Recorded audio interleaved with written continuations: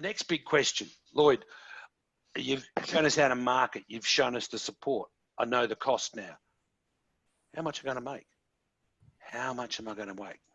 Sorry. I cannot give you any guarantees of future income. It's against any franchise agreement. It's against our agreement. There's just too many variables to say, hey, you're going to earn 200 or 300. Sure, we have franchisees earn at the moment over $1 million. We have franchisees who earn 40 or 50,000. So it's a huge variable where you want to take this empire. And Michael wants to take his business to an empire, but some franchisees, we've got one in Adelaide, she has 2 subcontractors, guesstimation 150, that's as far as she wants to go. She doesn't want to own any big. So sorry, I can't guarantee. But what I can do guarantee is what we call pay for work guarantee, $1,000 a week. And I'll talk about that shortly. As we said, we've got the franchisees turning over, more than $1 million. Our recent survey, it's about 18 months old when I first took over. Average, this is average, no guarantees, no future income guarantees, around 95 plus per annum. Some of our bookkeepers are sole traders. Some of our bookkeepers will subcontract. Some of our bookkeepers will employ. Some of our bookkeepers, one of our bookkeepers offshores. We offshore our admin. That's depending on what you want to do.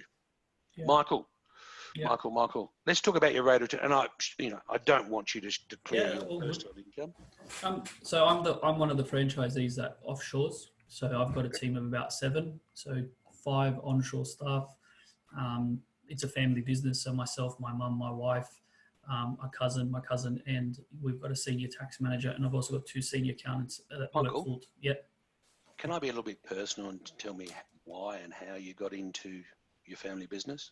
Is it okay? Yeah, it's fine. So I was a financial planner in a past life, and then my dad passed away from cancer. And so I said to my mum at that point, do we keep or do we sell the business? Okay, because we can do some really good things. And he started this, it was his legacy. So I'd love to continue it.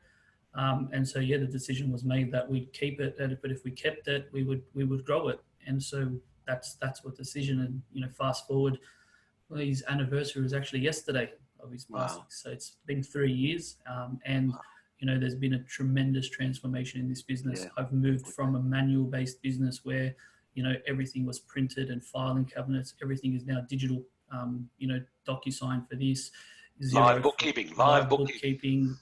Everything is now, Zoom. I just did an invoice training session with a client via Zoom. So, I've transformed this business thoroughly from a very paper-based business to one that's digital. But sorry to throw that in. Let's go back to your rate of return. Thank you for sharing that with us too, by the way, Michael. Easy. I've well and truly paid my franchise fee in multiples at this point. Because also, like, what I love about the work that we do is that we've got a really good lifetime value for a client. Typically our clients, typically with accounting, most of my accounting clients have been with us for 10 plus years. So the lifetime value of our clients is much higher than, let's say, a mowing client or a cleaning client. And you've got a higher value inherently in that client. So even if you keep, if you charge a client $3,000, but you keep the client for 5 years, that's $15,000 as the lifetime value of that client. And so you've got to think from that perspective. How much income will I make?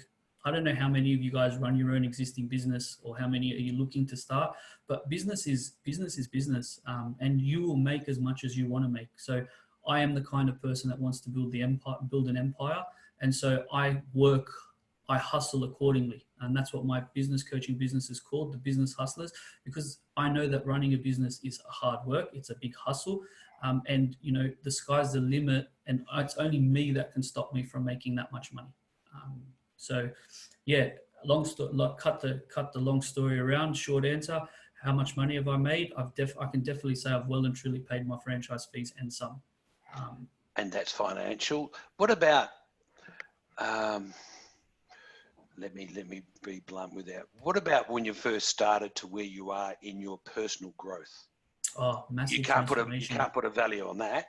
Nah, I've success. I'm working with teams. I'm very much the kind of person that's I'm self-driven inherently, And I'm the kind of person that sometimes I'll do things alone, which is a great but not great thing.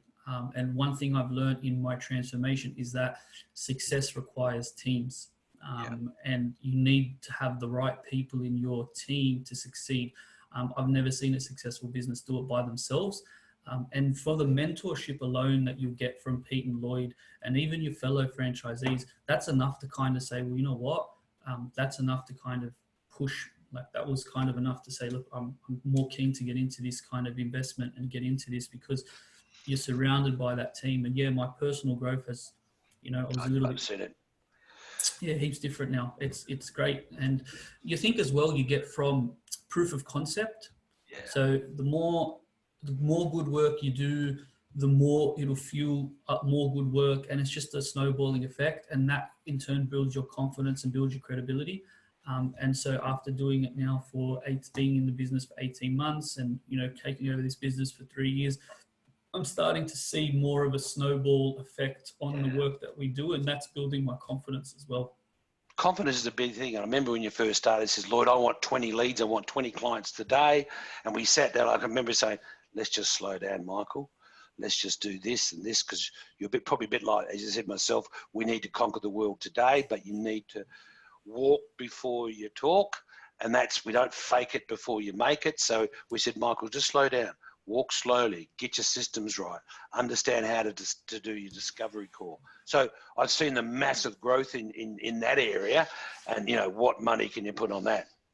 It's priceless because I think business ownership is the most ultimate test of personal growth. You will never learn more about yourself than what it is when you're running a business. When your back's against the wall and you don't know when your next invoice is going to get paid and when you're going to, are you going to have enough money to pay your own bills? A part of you comes out that you might not even have known existed. It's a beautiful thing. It's an amazing thing. And it's something that, with a team of people around you, you've got a higher chance of success effectively. I think one of our famous sayings, and Pete says this all the time, is this is the way we do business here.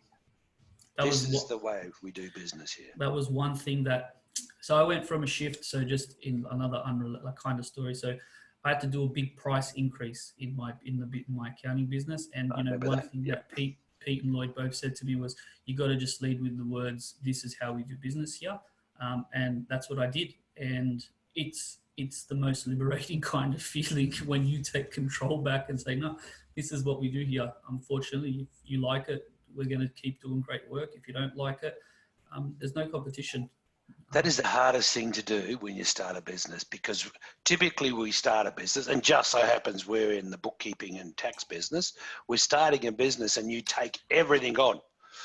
And it's messy and untidy and you're not organised, and then you start to get settled up. Your phone gets booked, your calendar gets booked, and then you start rationalising, this is the way we do business here.